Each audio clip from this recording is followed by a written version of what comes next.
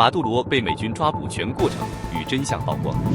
欧洲拟向乌克兰派遣1.5万部队。伊朗全国抗议升级，武装冲突迹象浮现。大家好，欢迎收看新冷战情势，请大家先为我们的节目点赞、留言，谢谢大家。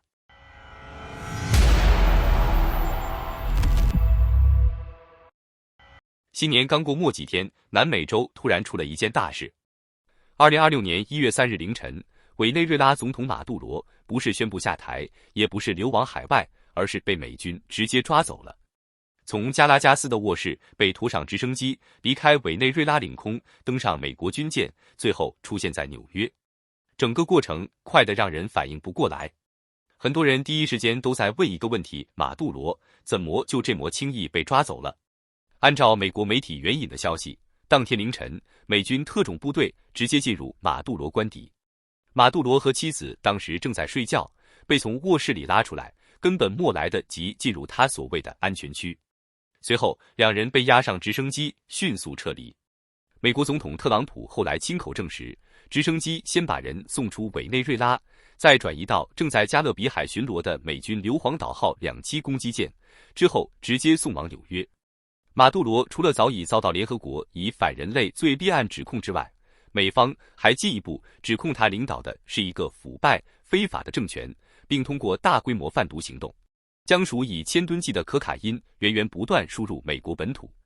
这次对马杜罗的起诉并不是只针对他一个人，美方披露他的妻子、儿子以及另外3名核心同伙全部被一并列入起诉名单。起诉书共列出了4项重罪指控，包括共谋从事毒品恐怖主义、共谋进口可卡因、非法持有机关枪及破坏性装置，以及共谋持有前述武器。这些罪名其实与2020年特朗普第1任期时，美方对马杜罗提出的罪名基本一致。不同的是，上周六刚刚解封的新起诉书明显把范围进一步扩大了，新增了针对马杜罗妻子弗洛雷斯的相关指控。美国司法部在起诉书里勾勒出的其实是一个被可卡因养肥的腐败体系。按美方的说法，马杜罗并不是被动失控，而是主动与世界上最暴力、最臭名昭著的一批贩毒集团和毒品恐怖分子合作。起诉书点名提到，包括墨西哥的西纳罗亚贩毒集团，以及如今在拉美和美国多地横行的阿拉瓜火车黑帮，都被指与委内瑞拉政府存在直接勾结关系。这些跨国犯罪组织负责运毒、走私、暴力清场，而换来的是来自委内瑞拉高层的保护伞和后勤支持。简单说就是一句话：前往上交，路给你开。美国检方认为，马杜罗不仅为自己谋利，也为其统治集团成员和家人服务，甚至动用国家机器为毒品贩运提供系统性的掩护。根据美方估算，到2020年前后，每年大约有250吨可卡因经由委内瑞拉境内流出。运输方式五花八门，有快艇，有渔船，有货轮，甚至还有从秘密检疫机场起飞的小型飞机，最终目标只有一个：美国本土。在美方看来，这已经不是单纯的贩毒问题，而是一个国家层级参与、长期运转的毒品网络。这也是他们为什么要把指控定性到如此严重级别的原因。按照美国法律，毒品恐怖主义这类罪行最高可以判处终身监禁。美国方面强调，他们抓的不是外国总统，而是一个国际毒贩。其实，马杜罗早就知道自己在美国的通缉名单上。几个月前，美国悬赏5000万美元抓捕他，他甚至叫嚣来抓我啊，别磨蹭。现在看，这句话算是应验了。但这并不是一次临时起意的突袭，真实情况是，这是一场准备了几个月的行动。从2025年8月开始，美国中情局就已经在委内瑞拉内部展开秘密行动，不仅长期追踪马杜罗的行踪，还在委内瑞拉政府体系内部安插了线人，实时提供情报。与此同时，美军持续向加勒比海地区增兵，军舰、战机、航母战斗群陆续就位，对委内瑞拉形成事实上的海空封锁。特朗普一度要求马杜罗主动离境，但被拒绝。原定的军事打击时间甚至考虑过圣诞节，后来因为其他战事调整，最终敲定在1月3日前后。1月2日晚，特朗普在佛罗里达州海湖庄园召开国家安全简报会，和多名高级顾问讨论行动细节。当天夜里，在天气条件允许后，他最终批准了行动。这次行动的代号叫“绝对决心行动”。美东时间1月2日晚10点46分，美军150架飞机从西半球20多个基地同时起飞。太空司令部、网络司令部先行出手，瘫痪委内瑞拉的防空、雷达和通信系统。随后，搭载三角洲特种部队的特种直升机以及低空方式突入加拉加斯。就在美军直升机接近马杜罗住所时，地面突然开火，美军机群遭到攻击。直升机编队立刻还击，火力优势非常明显，但即便如此，其中一架直升机还是被击中受损。2名美国官员事后透露，整个行动过程中，大约有6名美军士兵受伤，不过都没有生命危险。随后，三角洲特种部队队员乘坐美国陆军第160特种作战航空团的飞机，迅速抵达委内瑞拉戒备最森严的军事基地。落地之后，三角洲特种部队队员直接使用炸药破门。大门被炸开后，行动速度非常快，从进入建筑开始，用了3分钟就抵达了马杜罗所在的位置。当特种部队冲进房间时，马杜罗和他的妻子试图逃进一间钢筋加固的安全房。特朗普后来在记者会上形容，当时马杜罗已经走到门口，但门没能关上，人就被控制住了。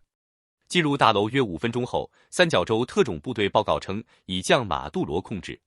值得注意的是，美军这次行动还专门配备了一名联邦调查局的人质谈判专家。美方的预案中考虑过马杜罗把自己反锁在安全房间或者拒绝投降的情况，但这些预案最终都没有派上用场。特朗普后来形容，他是在海湖庄园亲眼看着整个过程，快得像在看一档电视节目。他说，马杜罗当时所在的房子更像一座堡垒，有钢门，有安全区，但特种部队的速度太快，马杜罗没能跑进去，试图逃跑时就已经被包围。行动撤离过程中，双方发生短暂交火，最终马杜罗夫妇被成功带走。几个小时后，运送马杜罗的飞机抵达纽约州斯图尔特国际机场。押解他的不是军人，而是美国缉毒局特工。美国司法部表示，马杜罗最快将在1月5日出庭受审。特朗普随后召开发布会表示，这是2战以来前所未有的行动，并表示马杜罗的统治已经结束。关于委内瑞拉的未来，他甚至公开表示，美国将暂时接管委内瑞拉的运行，推动权力交接，并重建该国石油产业。那么问题来了，马杜罗不是号称拥有数百万军队和民兵吗？为什么美军突袭时几乎没有像样的抵抗？答案其实很简单，他早就失去了民心。委内瑞拉拥有世界第1的石油储量，按理说根本不该穷到今天这个地步，但现实却是货币崩溃、通胀失控、粮食短缺，大量民众逃离国家。联合国数据显示，已有大约740万人离开委内瑞拉，占全国人口的1/4。你可以反美，可以喊口号，可以把自己包装成反美斗士，但当普通人吃不饱饭、看不到希望时，这些东西毫无意义。马杜罗被抓后，委内瑞拉人很高兴。对长期生活在困境中的普通民众来说，这至少让他们第一次觉得局面也许真的要变了。当经济彻底崩盘，当社会精英出走，当军队和官僚体系只剩下形式上的忠诚，一个政权其实已经空心化了。在这种情况下，美国只需要最后推一把。所以，马杜罗并不是输在那30分钟的突袭里，他输在更早之前，输在经济，输在治理，输在把一个资源大国带成了人道灾难。美军的直升机只是把这个早就注定的结局提前揭开了而已。另外，事情还有一个颇具讽刺意味的细节。就在行动前一天，也就是1月2日，中共派出的拉丁美洲事务特使邱小琪在加拉加斯与马杜罗进行了会晤。公开画面中，双方气氛相当融洽，中方重申了中共对这位老朋友的支持。据相关说法，双方当时还在讨论600个合作项目。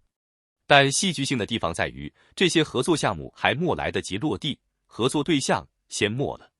根据公开资料统计，中共多年来对委内瑞拉的贷款和援助总额已经超过1100亿美元，占中共对所有拉美国家整体借贷的40%以上。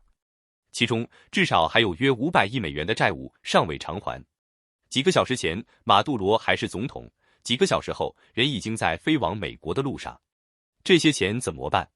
没人能给出明确答案。作为马杜罗政权长期在能源与地缘政治上的靠山，中共的反应来得异常迅速。中共外交部第一时间痛批美方严重违反国际准则，但外界普遍认为，中共真正不安的，并不只是委内瑞拉这张牌被掀翻，而是美军这套高度精准、节奏极快的外科手术式斩首行动，是否正在为未来的台海冲突提前打样。马杜罗被当场生擒。这不仅意味着南美洲一个长期亲共政权的终结，更重要的是，他在印太地区制造了一次强烈的心理震荡。长期追踪五角大楼动向的《华盛顿时报》资深专栏作家歌茨近日在 X 平台披露，美方对台海冲突的构想早已不再局限于航母对峙、战机交锋的传统模式。他指出，一旦共军武力犯台，美军很可能会重演2020年针对伊朗将领苏雷曼尼的无人机猎杀模式，不是先全面开战，而是先对核心人物点名。更引发震动的是，歌茨直言，美军的潜在打击名单将覆盖中共权力中枢、政治局常委会成员全部在列，甚至包括最高领导人本人。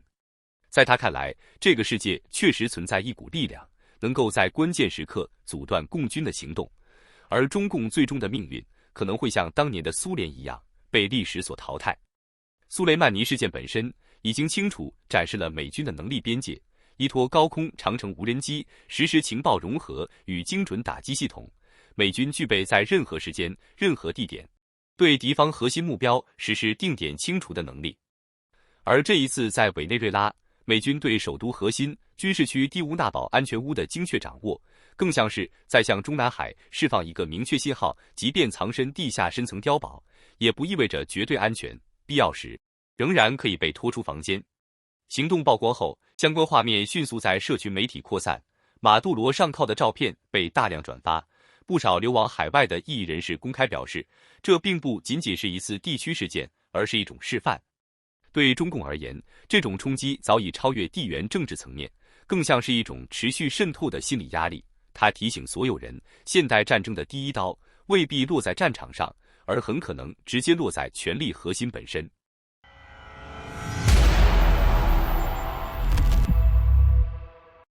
我们把视线从委内瑞拉重新拉回到俄乌战场。这几天，欧洲那边开始有新的实质性动作了。最新消息是，欧洲计划向乌克兰派遣最多 1.5 万人的部队。按照路透社的说法，这支部队的定位并不是直接参战，而是用于监督未来可能达成的停火协议。英法两国将牵头行动。伦敦和巴黎的态度也很明确，不等联合国，也不等欧盟的正式授权，只要基辅发出邀请，他们就可以直接部署。其实，欧洲讨论向乌克兰派兵这件事，并不是最近才提出来的。不同的是，这一次欧洲明显绕开了程序层面的犹豫和掣肘，态度比以往要坚定得多。当然，实话实说，欧洲在行动效率上一直不算快。而且停火协议什么时候能谈成，本身也是个未知数。与此同时，外界普遍判断，土耳其很可能也会参与其中，重点放在黑海方向的安全事务上。不久前，乌克兰国防秘书长乌梅罗夫已经与土耳其外长菲丹进行了会谈，讨论的重点大概率就是这一安排。这并不让人意外。俄乌战争爆发以来，土耳其一直明确支持乌克兰的领土完整，尤其是克里米亚问题。更深层的原因在于，土耳其和俄罗斯在黑海地区本身就是长期的地缘竞争对手。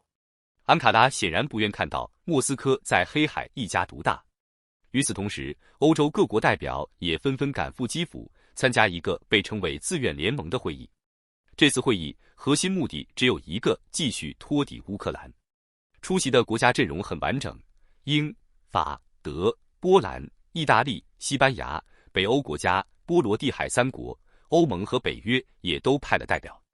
这释放出的信号很清晰，欧洲不希望乌克兰在未来的谈判桌上处于被动甚至失势的位置。派兵驻扎的选项也正在被逐步摆上台面。再来看前线，在扎波罗热方向，胡利亚伊波列一带的战斗仍在持续升级。乌克兰第225突击团正在当地阻击俄军推进，并通过无人机对俄军冲锋部队造成了不小的杀伤。尽管莫斯科方面宣称已经完全控制胡利亚伊波列，但从实时战役地图和卫星数据来看，城内仍然存在大面积灰色区域。这意味着什么？意味着双方仍在城内进行激烈的巷战，控制权并不稳固。类似的情况其实并不只出现在这一座城市，在多条战线上，俄军所宣称已经拿下的一些地区，实际上并未实现完全掌控。这场战争远没有进入一个清晰的收尾阶段。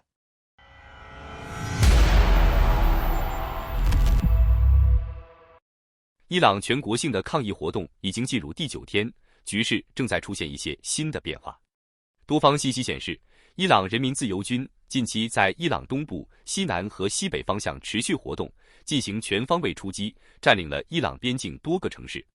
与此同时，有报道称，一些来自叙利亚方向的武装人员和支持者乘坐装甲车、皮卡等车辆向伊朗边境地区集结，相关画面在网络上流传，其中甚至出现了疑似无人机编组的影像，引发外界关注。